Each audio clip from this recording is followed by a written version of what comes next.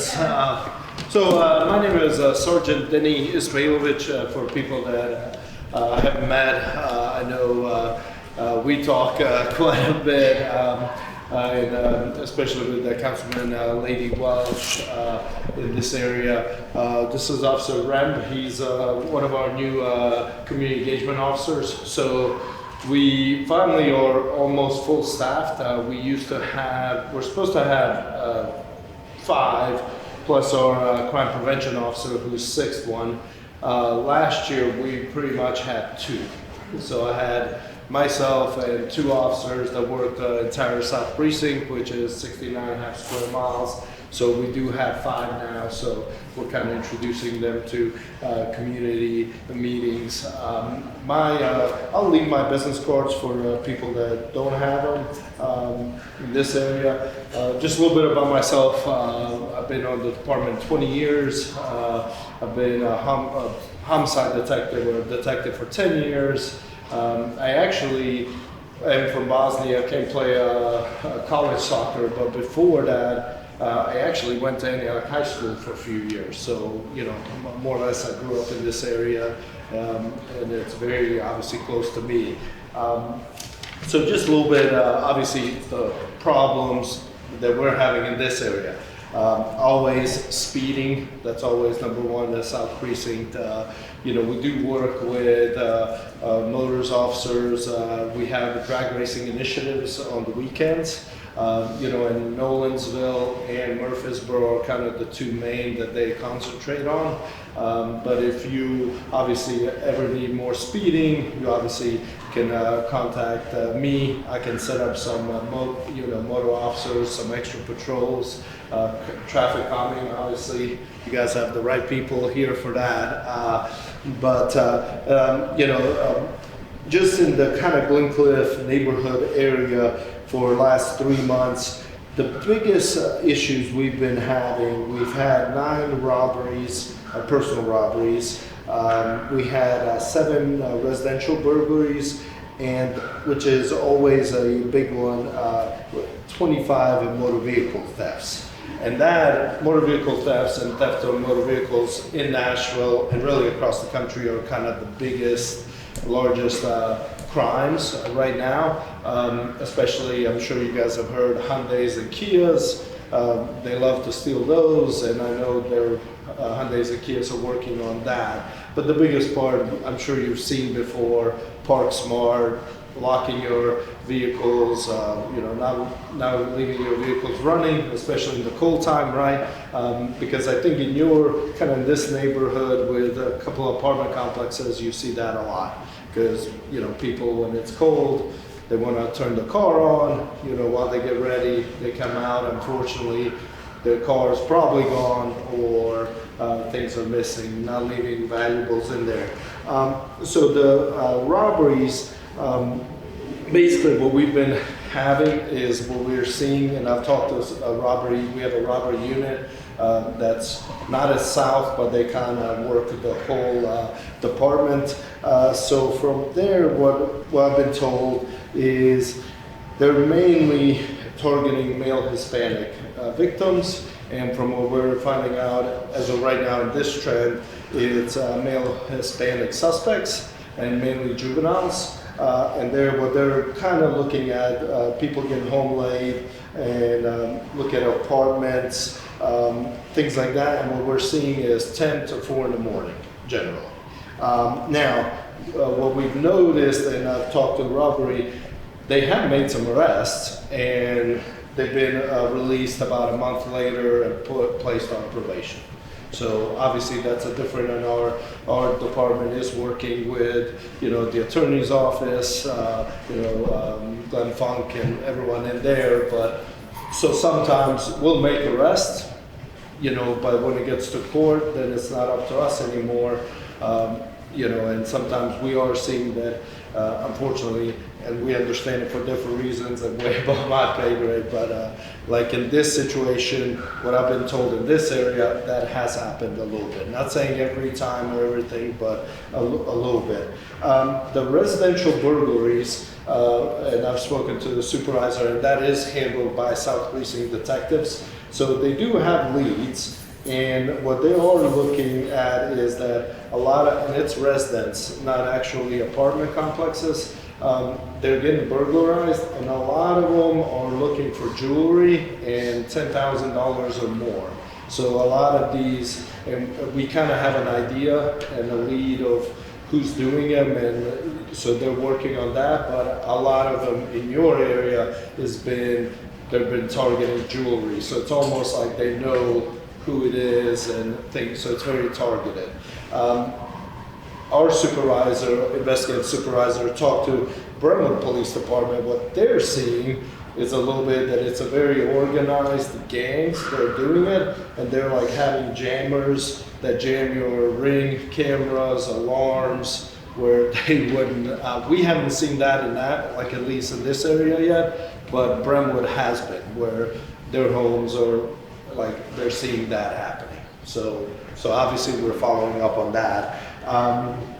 But I think mostly the motor vehicle thefts, we have vehicle crimes and we're dealing with it. And one thing we've started now that we're fully staffed with our community engagement team, we are starting to hit apartment complexes because for us in South, that's where most of our crimes are. So what we've done is we'll take last week where 5 highest crime rates in 5 apartment complexes, and they're spending 1 hour to 2 hours in each apartment just driving around talking to apartment managers, even though we have apartment manager meetings, but that's where most of our residents live, right, the largest, and that's where most of our crimes, especially the car break-ins. So we're kind of starting to do that a little bit because with 2 officers all year, it's hard. And especially because patrol officers, as you all know, if you call the police and maybe to fill out a report, it can take a little bit. It is unfortunately the busiest precinct. A lot of times we have more combined pending calls for service than all other precincts combined. And sometimes like today, unfortunately, and we all work on it, we're getting a lot of officers. I think we have 6 scheduled training classes coming in, but today we had 8 officers working on day shift. Not counting the community engagement team, we had 5 there, but 8 for patrol in 69.5 square miles.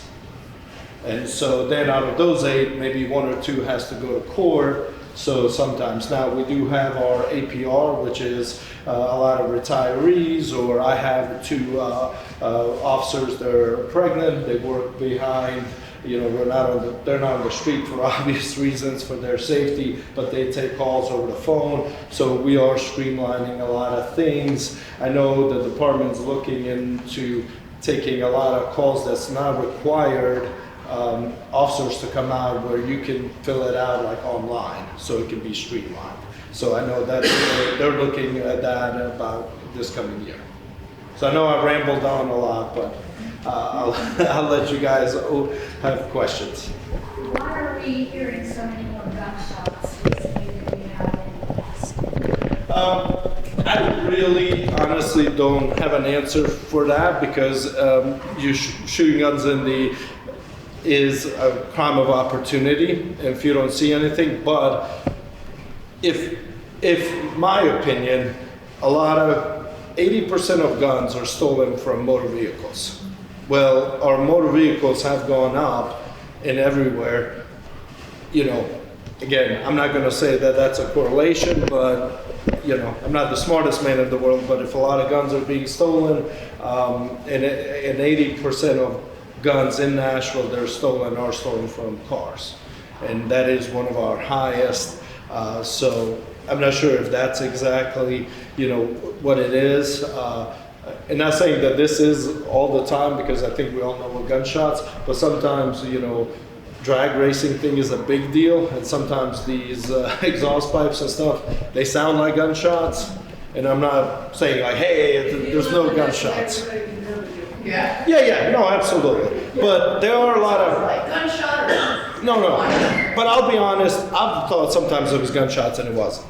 And again, I'm not like, please don't like misunderstand me. I'm like, hey, this is what it is. But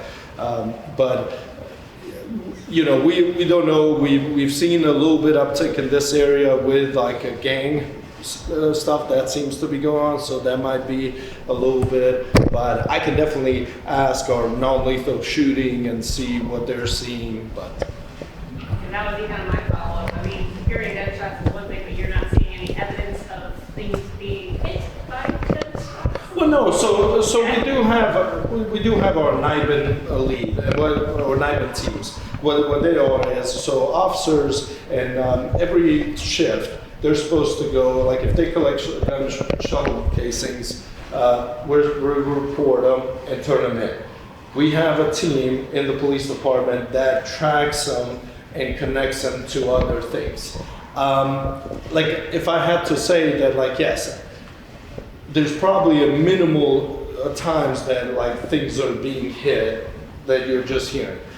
From a lot of times what we're seeing is people shooting up in the air. Now, of course, sometimes they are maybe shooting at each other, like in a different part of South, like when you're going a little bit more Burkett Road and out like a little bit, people are shooting at stop signs. Like they go in and just, shoot. We have had, I don't know, we haven't had that recently, but I know beginning of the year, we have had a little bit juveniles going to parks and practicing and shooting guns. I know like Paragon Mills Park, that was happening, which is not terribly far away.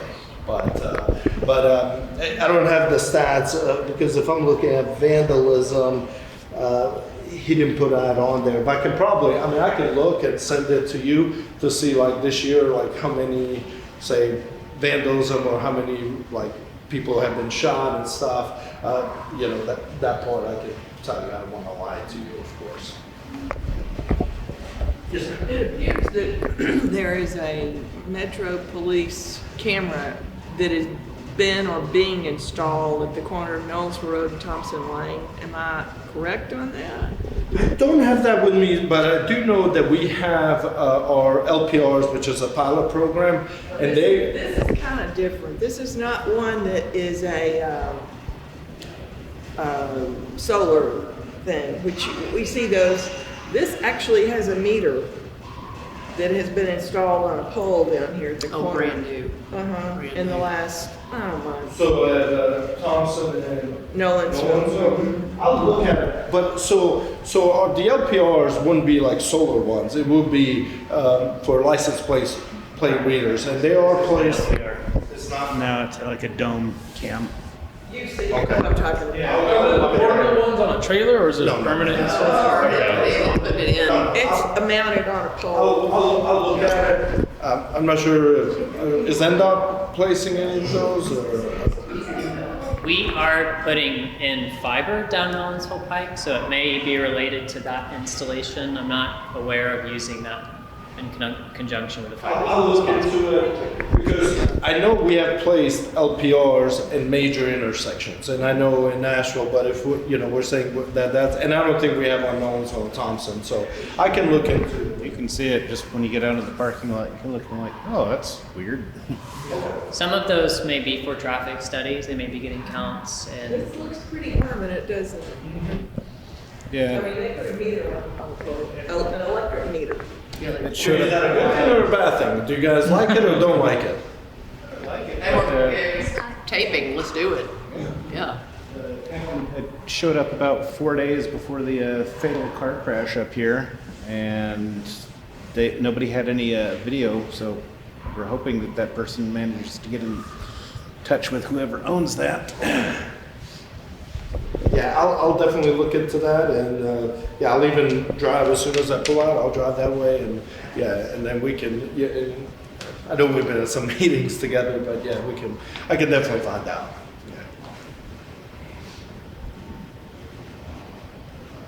Yeah. Easy crowd. I'll say a couple more things. I don't like to control the there are a lot of people who are against LPR cameras. I personally think if Bellmead has been very successful, and that should prove to us that the model works. And but I know there's been a lot of pushback on it. I personally think anything we can do to augment what you all have to do, that leads me to something that I think would benefit our city, and that is red light cameras. Because we have a bad, serious problem in, I know in this area, but all over Davidson County and other areas too. With people who have become very impatient in their driving, and well, it's just one more car through on a red light, and they're not going to hit me because they haven't had time to start. I'm kind of the mind, it happens everywhere, I'm kind of the mind that if that's something that comes up, I would hope that the community would support it. Yeah, I mean, I think for the most part, yes, and I think those are the questions, you know, that are discussed all the They're time. above all of us, Yes, but and, but we do have, the LPR is a pilot program. I mean, we know that it helps and it works.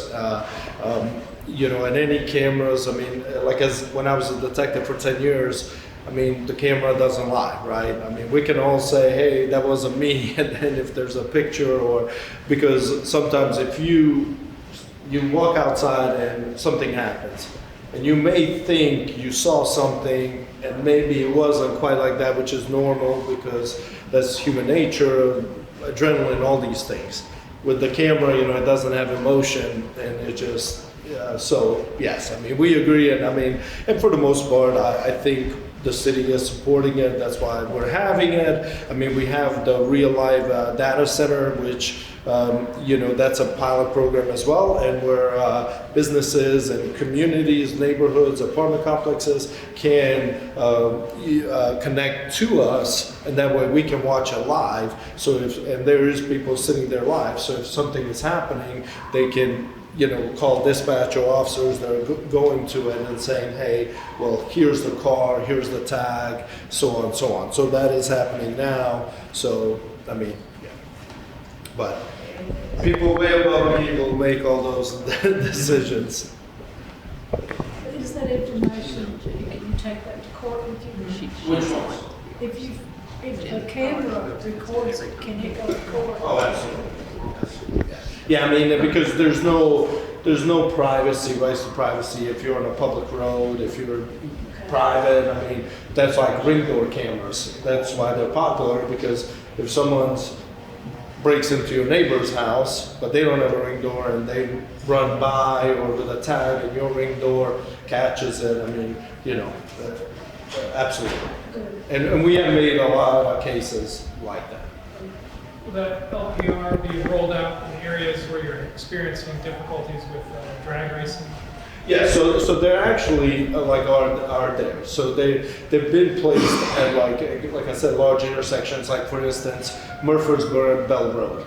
That is probably one of the biggest intersections that they do drag racing. A lot of it, like Nolensville is, and our traffic unit does concentrate on it, but a lot of it is Murfreesboro and out like Old Hickory Boulevard 24, where you have like the Firestone and like a lot of those big warehouses with large parking areas. And a lot of them we're finding out are these clubs, that's what they're called, drag racing clubs, are coming from Laverne, Smyrna, Murfreesboro, obviously from our areas as well. And we do have like a drag racing unit, and there's one officer, that's all he does. And I think just recently, last week, they arrested, I'm sure if you watch news, kind of a large, a person that's really influenced that. And then now there's like another group that's taken over for that, but they have made a lot of arrests with that. But they are placed a lot of places, like, you know, I think there's one Nolensville and Old Hickory Boulevard, again, like a big intersection, and they look at crime and all that. Yes. We do actually, you know, analyze and study data, and where, you know, we want to place things. You know, we just don't just go in and, yeah, but. How do we advocate for LPRs in our area? Just through your council person. Who doesn't like LPRs? So how do we get them if she doesn't want them? at large people. I can help as much as possible and go there, but I think I can go through my commander and say, hey, you know, this is, and then they'll do, of course, the study, and, you know, I mean, we're not going to kid ourselves, right? In a big city, budgets are everything. So what can be afforded, like where it can be placed. I know NDOT deals with that. I know in North Nashville there's a neighborhood and they paid for them themselves. So what does that cost and how do we get that done? I don't know how much it costs, but I can find out for you. I mean, absolutely. Yeah. I will pay for it and go above Yeah. everybody's head. What's the main drawback of people that are against them? What's the, It is the number one way that immigrants end up getting deported. That's terrible. That's the big fight. Concerns too, 'cause you don't That's know the big where your fight. data's going. when they're. Because they do something illegal, and they, illegal immigrants, they do something illegal, they get caught on the LPR, which ends up getting them deported. And here's how they're used. They're used just as a tool, right? Just same as anything. And it's mainly for tags to see if someone commits a crime and there. Like when I was a detective, how many, if all of you would get in a car, say, we'll take this gentleman all black, he's got a nice little hoodie cap on there, it's a dark, are we really gonna be able to see who's driving that car? No. Well, car's registered to him. Well, let's say he gave it to a friend, and that friend gave it to another friend. Well, we're not gonna just like go and, hey, it's his car, well, he did it, and you know, and the immigration part of it, we do not absolutely in Davidson County. We, as far as I've been here, we don't go in and like if a victim, and that is honestly with the Hispanic culture, they are afraid, and that's why community engagement we're working is they think if they call the police, we come in and run their immigration status. We don't do that. Honestly, we don't have time to do that. We go in like take their information and that's it. It's never run by anything, stuff like that. So that is one of the, arguments and fights, but it's just a tool. It's not like, oh, well, you're guilty because of it. It's just like anything. It's just someone gets your tag, you have to run it, you have to investigate who drove it, who's it registered to, who drives it, then put you in a photo lineup. Like I said, if you say did something, I have to then, as a detective, make sure that you did do it, like having a good idea. Is there a witness? And then put you in a photo lineup as pictures, and it'll be 5 other people that's resembles to you, right? I can't put you and then maybe 5, let's say Asians, and we know male white as our subject. And then what the detectives started the last 2-3 years with the police department, what we call a double blind photo lineup. So now, when I used to be the case, I would take the photo lineup and do everything. Now, I cannot do that. I have to give it to another detective who doesn't really know anything about the case. I can't tell him anything, and he's just giving you, and to him it's just 6 pictures. So just trying to be, as transparent as possible. They're meant to catch people who have done something wrong, but obviously there are flaws, and that's like where I can see the concern. If we could just narrow it in for what they're supposed to do. Right. And I haven't seen it in my 20 years of police work. I mean, again, it's just a tool, and again, any argument is a valid argument, and you understand that, but it goes a lot more than that. It's just like, and they don't have like facial recognition, what they're gonna go and like, oh, we know exactly who that because she rode through, it's not quite like the shows on TV. We don't work quite that fast, unfortunately. Do you have any other questions before we go on to the next section? Thank you so much Well, for thank having you. me.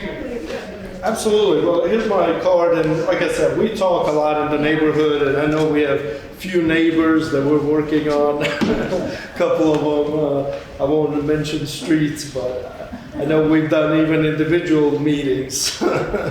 So that I reply to your emails quickly, and so just always let us know, and we'll do the best we can. Well, we certainly appreciate it. Thank you very much. Thank you so much. Have a good night. Absolutely. Thank you.